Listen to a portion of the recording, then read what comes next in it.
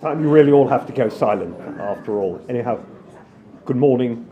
Welcome to Policy Exchange. My name's Dean Godson. I have the pleasure of being your host today. We like to be at the heart of national conversation on key issues, and one most important is being addressed here today with the inaugural address as chair of the Social Mobility Commission by Catherine Birbalsingh, known to many of you as perhaps the most successful school head in the country, but now with a wider national canvas, and delighted to be able to welcome her here today for this. Also to extend a warm welcome to Deputy Chair of Social Mobility Commission, Alan Francis, Principal of Chief Executive of Oldham College and author of this remarkable policy exchange paper published late last year, Rethinking Social Mobility for the Levelling Up Era, which I commend to all of you in case anyone here shouldn't have read it already. Catherine will deliver her address for 20 minutes. We'll then throw it open to the floor for questions. She and Alan will come onto the platform. Usual house rule, of course, no question too outrageous. You just have to state your name and organisation first. So, Catherine, thank you for coming here today, and very much looking forward to hearing what we have to say.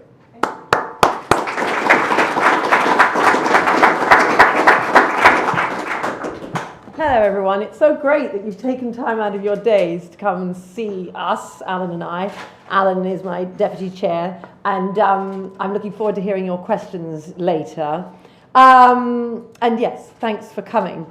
So, it's a great privilege, and we want to chart a new course for the Commission as it reports on the state of social mobility in this country. We are very aware that this is a difficult time to be taking over. We've had a pandemic, followed by a European war and a cost of living crisis. And there were already many challenges to deal with before, and it'll be even harder now. This makes it all the more important that we try to approach the challenge of improving social mobility with clarity, and that we make recommendations that are going to make a difference. We want to bring a fresh approach and some new questions, like, what can we do for those young people and adults who have not followed the higher education pathway, but still need a route to high skills and good occupational opportunities?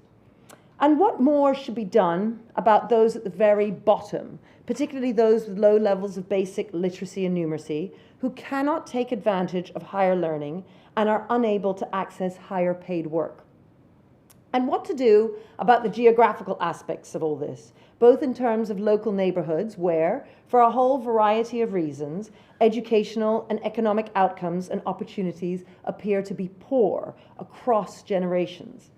We want to move away from the notion that social mobility should just be about the long upward mobility from the bottom to the top, i.e. the person who was born into a family, say in social housing, and then becomes an accountant or a banker or a big CEO. There's nothing wrong with that view of social mobility, but it's not enough. We want to promote a broader view of social mobility for a wider range of people who want to improve their lives, sometimes in smaller steps. So this means looking at how to improve opportunities for those at the bottom, not just making elite pathways for a few, but by thinking about those who would otherwise be left behind, those who either didn't want to or could not leave to achieve. This means thinking differently and collecting and using data differently. It means being clearer about where mobility is working well and being clearer about the various factors which help to make this happen. It also means being clearer about obstacles which hold people back and how they can be overcome. Today, I'd like to introduce you to some of the thinking that will inform this fresh approach. We're going to move away from the popular narrative about social mobility, which we refer to as the Dick Whittington model. In this model, the focus is on big leap upward mobility, from the bottom to the top in one generation, breaking from the circumstances you were born into to achieve in various combinations fame, fortune, and occupational status. For the folklore version of Dick Whittington, there was a definite levelling up aspect to his mobility. He grew up in Lancashire, but had to leave for London to make his dreams come true.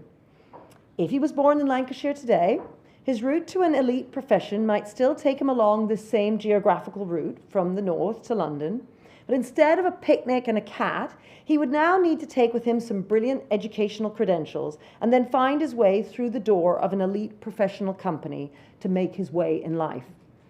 Much social mobility work has been dominated by trying to make this Dick Whittington model fairer. Attention is then focused on how to make sure opportunities are shared equally. This is usually done by identifying the gaps in opportunity between the disadvantaged and everyone else. Where disparities or gaps can be found between these two groups, they are presented as evidence of inequalities of opportunity, and it is recommended that policy should focus on closing the gaps so that the opportunities in managerial and professional jobs for both groups are more equal. Frequently, but not always, this approach is accompanied by the view that social mobility is in decline. This is usually inferred from data relating to inequality. If inequality is increasing or simply not decreasing, the argument goes, then opportunity is not fair, so social mobility will be in decline. You may be familiar with the metaphor of the ladder. The ladder represents opportunity for upward mobility, stepping from one rung to another. But if the rungs are further apart because of growing inequality, where the richest person is further and further away from the poorest person, then the challenge of moving from one rung to the other is harder. This often leads to a fairly pessimistic and dismal set of conclusions about the capacity of people to overcome the circumstances into which they were born. There is no consensus about what measures work well, and quite a lot of confusion about what we are actually measuring. Most of the time, policy debates appear to be talking about social mobility, but are using evidence which is about inequality. Inequality is clearly an important theme in social mobility, and inequality does shape and affect opportunity. But inequality and social mobility are not the same thing, and we should be careful not to conflate them. We could reduce inequality, for example, without improving social mobility. We could just reduce the gap between the top and the bottom without improving the movement in between. Similarly, we could improve social mobility without reducing inequality by moving a higher percentage of people from the bottom to the top, but allowing the gap between the two to increase. We need to collect the evidence and look at it carefully before we come to any conclusions. If we don't, we can quickly end up in a very dismal place with a slightly caricatured binary view of society divided into two groups. A group at the bottom, which has very little chance of improving their situation because it cannot overcome the inequality which separates it from everyone else, no matter what measures may be put in place to support their social mobility. And then there's another group, which includes everyone who's not in the bottom group, whose achievements and accomplishments are not attributed to their efforts, but are a byproduct of their relative levels of privilege. Neither group has any agency. Everyone is quite literally a prisoner of the circumstances into which they were born. Are things really this bad? Is it really so impossible for people to succeed despite their circumstances, no matter what interventions and support we provide? What's actually going on? Despite the popular narrative, it's not true that social mobility is getting worse on all counts. In reality, the picture is more complex. On some measures, it is doing better than others, and on some, such as occupational mobility, it has been fairly stable for decades. There have been big changes in the economy as the service industry has grown. In the latter part of the 20th century, the occupational structure shifted considerably, creating more white-collar than blue-collar jobs. So more people were able to move up the occupational hierarchy compared to their parents. But more recently, while we are still generating professional and managerial jobs, the rate has slowed. There are fewer people born into families who have routine and manual occupations, and more born into families with professional and managerial jobs. There is competition from those wishing to move up at the same time as people being at risk of moving down. This is often referred to as the problem of less room at the top. which makes it look like social mobility is worsening when it might not be. Of course, occupational mobility is only one aspect. There is less consensus about mobility in income and in other things like housing or wealth. But given this evidence, we need to stop presenting social mobility in this way. For some people, it feeds the view that the country is less open to talent than it has been in the past. There are clearly areas where we need to improve, but there are also areas where we're doing really well. As usual, the truth is more complex. Those born nearer to the top have advantages over those born nearer to the bottom. But we need to be careful about moving from this general observation to the conclusion that no one has any agency, or that the gaps and disparities between the disadvantaged and everyone else are set in stone. We need a more analytical approach if we want to understand what is going on. Some of the evidence for this will be presented in the State of the Nation report for 2022, which the Commission team is currently working on. This is our annual report to Parliament on the overall picture of social mobility.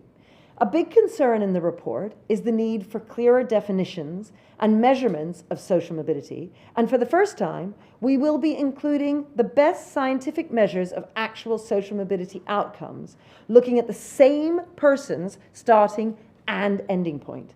We will also be revisiting the conditions that help to hinder social mobility and tracking outcomes in early adulthood. The aim is to present a more nuanced picture from which we can be more focused in our analysis and understanding of what works well and what does not. What we can say at this point is that the picture is more encouraging than people have come to expect. There are some significant improvements and very often a narrowing of gaps between disadvantaged groups and everyone else. This is important because structural issues do shape opportunities. But as I've said, we should be considering a wider range of explanations, not just inequality alone. This is because human beings, may be born into the circumstances not of their own choosing, but they also retain agency. So it is important to pay attention to some of the issues that social mobility policy is not always comfortable talking about. For example, diversity of talent. This is often referred to in passing, but rarely analyzed in detail. And when it is mentioned, the focus is nearly always on cognitive ability. This is hugely important, but other forms of talent and ability can be ignored, perhaps because society tends to mainly respect the type of cognitive ability that will secure a lucrative professional job. Instead, we believe that other talents and other jobs should be valued too. Families are frequently mentioned in terms of social mobility, but mainly as vehicles for passing on privilege. It is widely acknowledged by experts in the field that in terms of shaping opportunity for children, families play a bigger role than any other institution.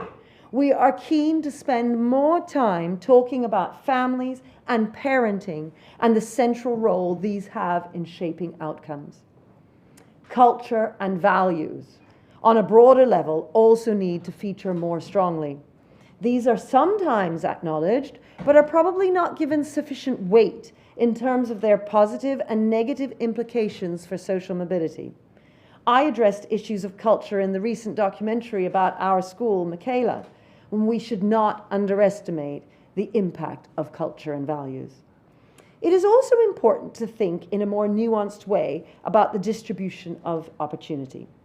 Part of the problem may be to do with definitions and data. And we live in a world where we can get some data, and that's a good thing. But we have to be thoughtful about how we use and interpret it.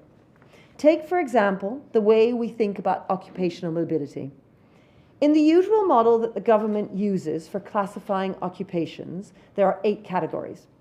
These are often collapsed just into 3 of categories. But the number of categories we use does a lot to determine whether we think social mobility is high or low. The more categories we have, the more movement we will find. The fewer categories we have, the more we lose focus on the shorter mobilities between them. When it comes to looking at inequality, things can be equally simplistic. much of the research drops into a model which separates the disadvantaged on one side and everyone else on the other. The definitions of disadvantage may differ, depending on whether occupation, income, free school meals, or the index of multiple deprivation are used. Furthermore, they obscure differences between people in the same category, as well as people who move between categories and don't rigidly fit into either. There is a huge amount of research into the dynamics of poverty, who moves in and out temporarily, who gets stuck, and what circumstances shape this. So we should not treat the disadvantaged as all being the same. Similarly, there is a problem with the way everyone else is grouped together. Any model which places the state-educated children of one-parent police officers or primary school teachers or local government officers from Hartlepool into the same category as the elite public school-educated children of rock stars from Notting Hill and CEOs of the FTSE top 100 companies and labels them all as non-disadvantaged is probably not telling us as much as we need to know. This, however, is exactly what quite a lot of social mobility research does.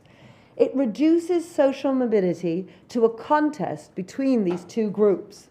This then stops us from thinking about social mobility for everyone. It can end up improving the condition of a small number without changing the opportunities for everyone else.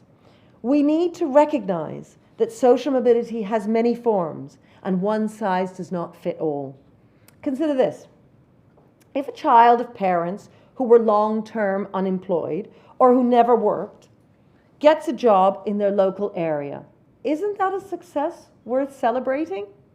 Would we really want to say that it doesn't count as mobility simply because they're not an accountant or a lawyer? I mean, do we all want to be lawyers? I hope there's no lawyers in the room. I don't want to be a lawyer. Surely not. Yet much analysis of social mobility wouldn't even notice that it had happened. We need to know a lot more about what people think about social mobility. Research of this kind will challenge us all to think about the wider range of factors which influence ambition and aspiration. We want to think about the opportunities we create for those who will not access the elite pathway, who this model often leaves behind. We have, over the last generation, had too much focus on a one-size-fits-all model for social mobility, which tends to consider higher education expansion as the key means of improving opportunity. While many have benefited from this, and it's good, it is time to consider those who have not. And this brings me back to the questions I posed at the start. What to do for young people and adults who have not followed the higher education pathway, but still need a route to high skills and good occupational opportunities? What more should be done about those at the very bottom, particularly those with low levels of basic literacy and numeracy? What to do about the geographical aspects of this, local opportunities and outcomes? All of these issues and themes directly link to the challenge of levelling up. In the Dick Whittington view, the best option is to promote a leave to achieve approach.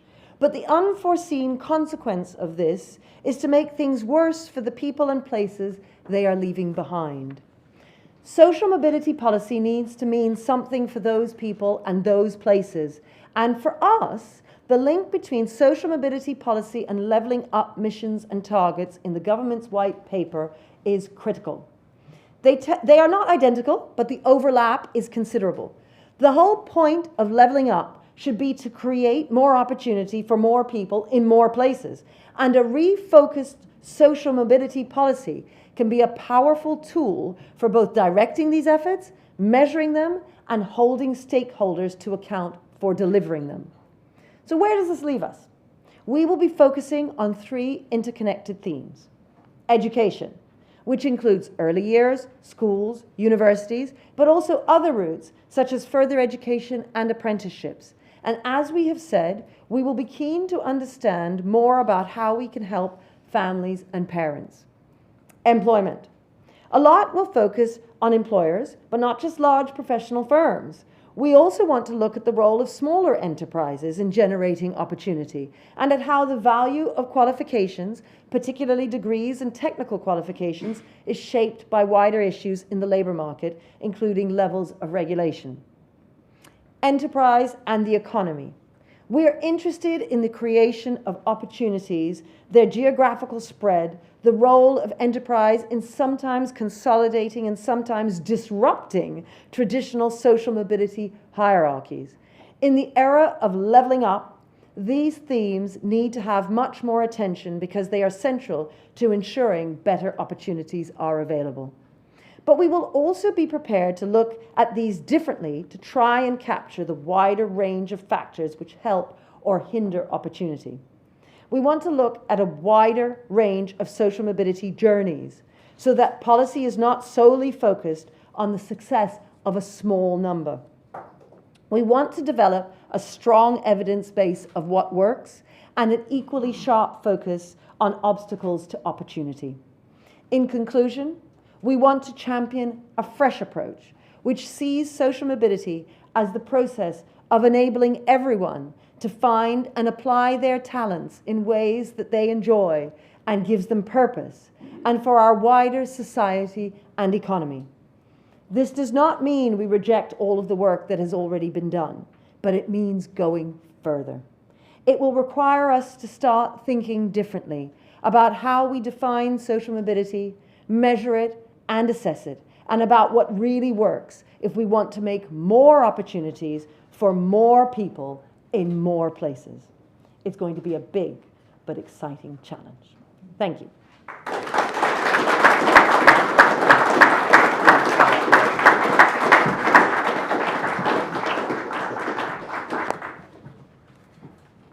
Thank you for the address. I hope certainly, many questions from the floor. I just want to see who's first question up there. Gentleman there, if you just, we'll give you the microphone, name and organisation, please. Thanks very much, Dean. It's Richard Taylor here. Really sort of welcome your presentation, so thank you very much indeed for that. That's fantastic, and really sort of looking forward to the fresh approach. In terms of, obviously, you needing to wait for the evidence before you reach any conclusions and the recommendations as to what you think will work.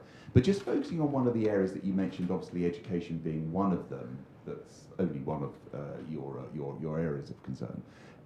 What has worked well in your experience as a teacher in terms of addressing some of the issues that you talked about? You talked about diversity of talent, you also talked about family and parenting, but also cultures and values and how you can shape that from the sort of the grassroots up. Yes, well, of course, Alan, also being a principal, we were just talking earlier about how different this world is here to the world that we've come from this morning in his college in Oldham and in my school in Wembley, and how people in this world don't necessarily understand many of the children who, and young people and adults, in fact, that Alan works with, who we imagine this idea that, oh, everyone needs to get to Oxbridge, everyone needs to be this top lawyer in the city. But in fact, the reality is that we have a variety of children with a variety of different talents. And some of them can misbehave. And I would say, people call me the strictest headmistress in Britain. In fact, if you type into Google who is the strictest headmistress in the world, you will find my name. And people sort of make fun of this idea of strict. But as Alan was just telling me, the poor behavior of some students can ruin their life's chances, And people in this world don't realize how poor the behavior can be in some schools and in some classrooms. And if you're a child in one of those classrooms who's desperately trying to make something of yourself and get yourself to be socially mobile, if you can't hear the teacher's teaching, if everyone's disturbing you, it's impossible. So when it comes to improving schools, the number one thing that we need to do is get on top of the behavior. And I think we need to, I wear that badge with pride for being the strictest headmistress. People imagine that I walk down the corridors with whips and chains, and, but in fact, it's just about being clear with the children and understanding that children have agency. And I spoke about that in my speech, that adults also have agency. And that too often nowadays, we speak about all of us as if no one has any agency, and that if you're born into privilege, you will end up privileged, and if you're born in a disadvantaged group, therefore you're going to be disadvantaged forever. And we very much want to look at the people who buck the various trends and celebrate them and think, well, what are those things that work? So one, being in a good school, and when I say a good school, one where the behavior is good and where you've got good teaching going on. That makes a huge difference to a child. Other things that Alan and I have personally seen is families. So the families who are very committed to education, who Alan was just saying to me this morning, how meetings happen, an important meeting about deciding a child's GCSE choices, or a child's, whether they're going to do A-levels, they're going to go off and do a BTEC instead, or whatever it is. And there are parents out there who don't show up. And then there are other parents who come along with their little notebook, and they're writing down, and they want to find out everything they can, and they're asking for advice. And so, we do, at Michaela, we do gold parenting sessions, we call them. And we invite all the parents. And some parents come and some parents don't. And the ones that come hear my advice on what they should be doing at home with their child with regard to supporting with homework and what they can do on the weekends and so on. And of course, lo and behold, it's not a surprise. The parents who are showing up are often of the children who are maximizing their potential. And that is a key point that we are talking about here, is this idea of maximizing people's potential. And so that's just anecdotally from my experiences, Alan's experiences. Of course, as we move forward to our report, in particular next year, we want to be able to analyze data on this and then bring forward an approach which just it moves away just from the anecdotal and brings more evidence, really, to kind of prove these points, to convince this world, your world. We need to convince you, because Alan and I go around shouting all the time, don't you understand, don't you understand? And we're hoping that if we bring you some data, then maybe you'll be convinced. Right? Thank you. Alan, do you want to come in? I would say there's a mixture of things that are to do with agency, behaviour, culture, and then there's some things that people sometimes refer to as structural, which are about choices. So I would say absolutely families, the notion of working hard, and that actually I think you find huge discrepancies in the education system between those who've understood what you need to do well in examinations, for example, and those who don't really quite get that. We see that in FE, particularly around the resits around English and maths. Every FE college in the country will have huge numbers of people resitting those at 16 or 17, and they'll often arrive and tell you, I can't do maths. Of course they can. They just don't know how to go about it. They haven't been taught that, or they haven't learned what you need to do to be successful. I'm not saying that everybody can get an A star in maths. That would be silly. But actually, most of us are somewhere in the middle in terms of ability, and actually with hard work, grit, determination and good guidance, you can do pretty well. And we see the benefits of that with some of those learners. But it's also about the choices they've got. So a wider variety of choices. So we're very supportive of the opening up of new technical routes, the shift towards more work-related options, and apprenticeships and so on. We want to look at the adult options of coming back and reskilling and upskilling and so on.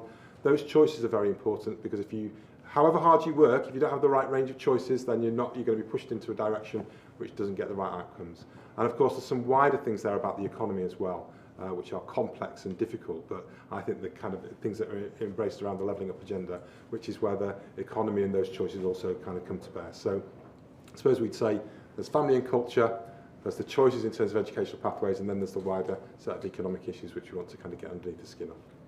Thank you. I see quite a lot of lady there in the aisle has her hand up. Yeah, that's you. My name is Grace Osborne. I'm a social mobility advisor at PwC. And I would like to know if you've got really any advice, or will be looking to provide any advice for elite elite institutions like mine, as to how to provide authentic support for students who are unlikely to have our organisation as their final destination. When you say authentic support, you mean how do you get them to apply in the first place? Or do you mean once they've joined your organisation, how do you support them kind of not dropping out? No, so what I mean is for those who are very unlikely to end up as an accountant, how can we contribute to the wider social mobility mission in a way that feels authentic, but with the knowledge that actually they're not going to be an accountant? Oh, I see.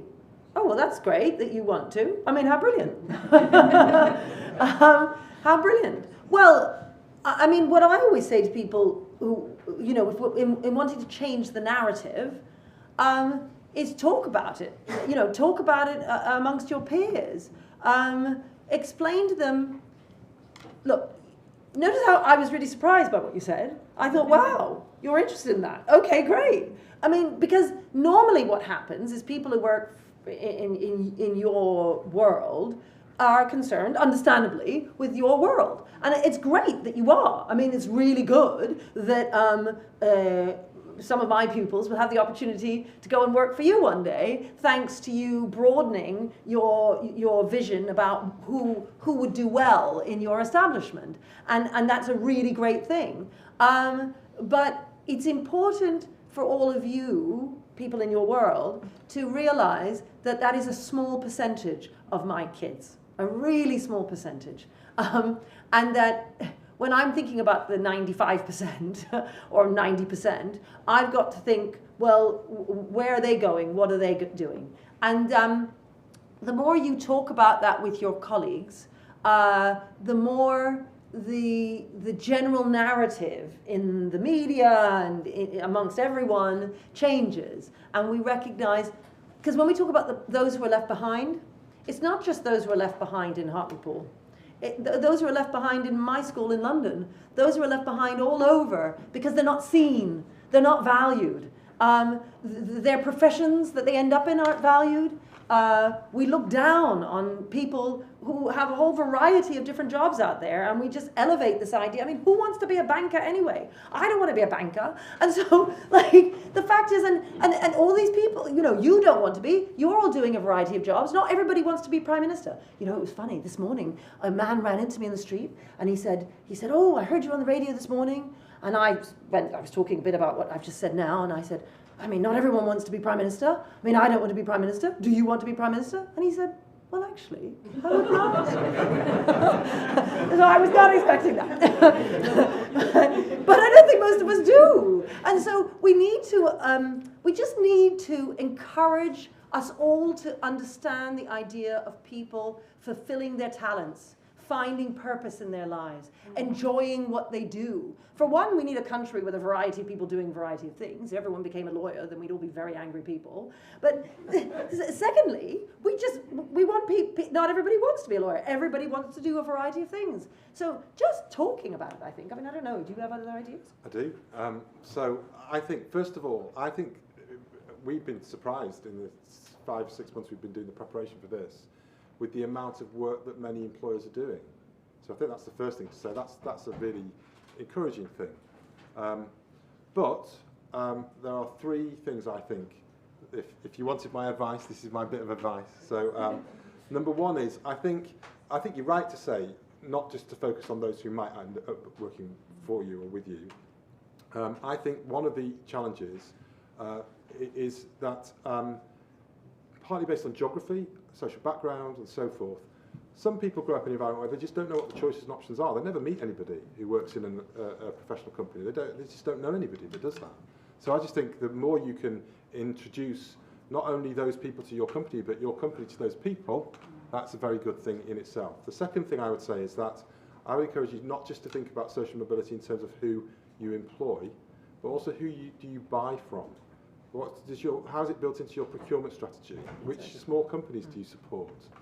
There's a lot more than just about who becomes an accountant. And then my third point, which is more controversial, is I just wonder whether it's too hard to become an accountant, and whether actually there's parts of the job that actually could be easy to do. And maybe that would make it a more open profession. I think that's true of law, and I think it's true of a lot of the professions. And I would make this point. I think if you look at the protections which you have in terms of becoming an elite professional, in terms of the value of that qualification, there's quite a lot of protection at the high level. There's not a lot of protection for people at the lower level. So anybody can become a hairdresser in this country, which means, by the way, they can't just give you bad haircuts. They can actually inject Botox into your face without any qualifications at all. But it's very difficult to become an accountant. The exams are incredibly hard, harder than the degree, I would say, certainly harder than A-levels. I think and they're done in a particularly challenging way. So those would be some of the areas that we would want to start having conversations with you.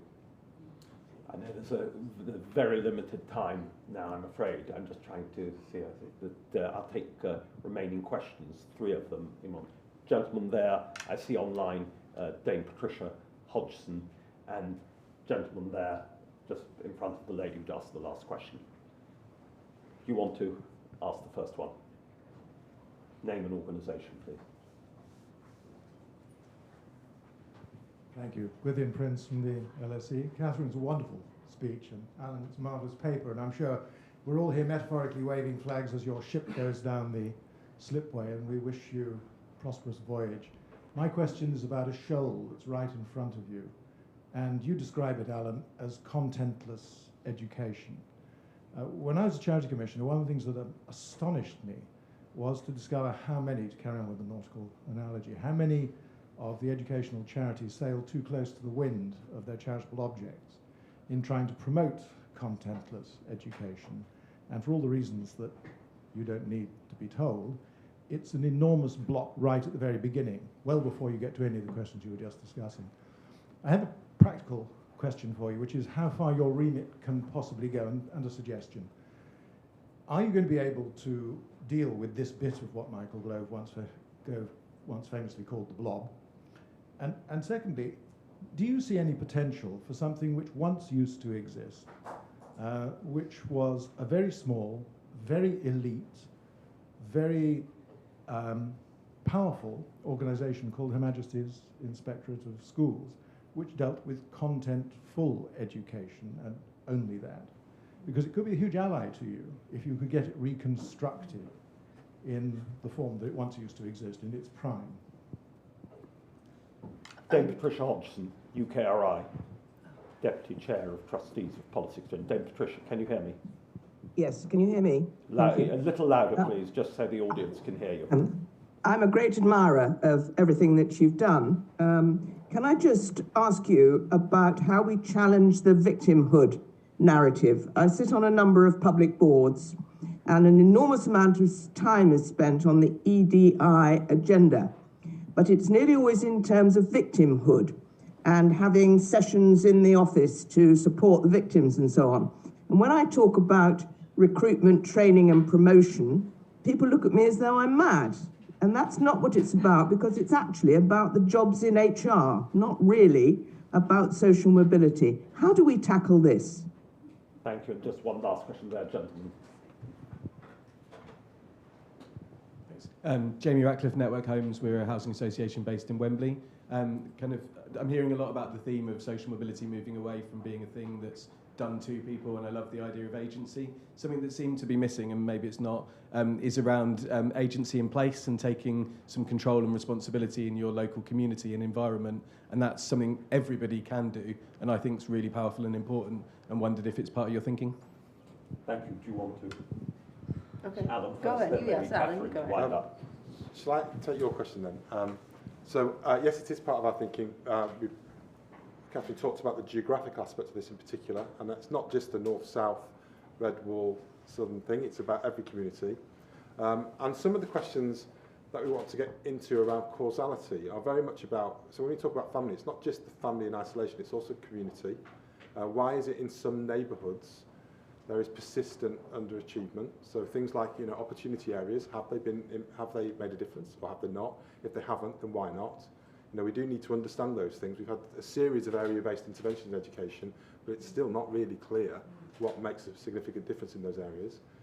So the short answer to your question is yes, it is part of our thinking, but it's in the range of things we want to kind of get underneath a little bit more in order to explore that and come to some conclusions. Catherine, final word. Well, yeah, two big questions there about victimhood. Of course, we're very much all about agency, which is exactly the opposite of the victimhood mantra. So we want to change that narrative around victimhood and make it so that people understand and are inspired by those who buck the trends and through agency and are able to change their stars. And then in terms of Ofsted and so on, I wouldn't place too much hope on Ofsted. You imagine that Ofsted marches in and kind of sorts schools out. I'm not sure that necessarily happens, just because they visit schools every few years. So it's really about winning the hearts and minds of people, the hearts and minds of people in education, and that's already happening. I think there is a bit of a revolution happening in education, has been happening for the last 10 years, and people are valuing better behaved classrooms, and as you say, the content that they're being taught is important. And there has been a real shift, I'd say, in the last 10 years, and there's more and more happening all the time. So there's reasons to be positive. Good. Thank you. My apologies to anyone who may have been disappointed. This will not be our last intervention in the area, certainly. I know we'll be hearing much more from Catherine Birbalsingh and Alan Francis in months, years to come. Look forward to welcoming you back. Thanks for coming, and thank you above all to our guests of honour today.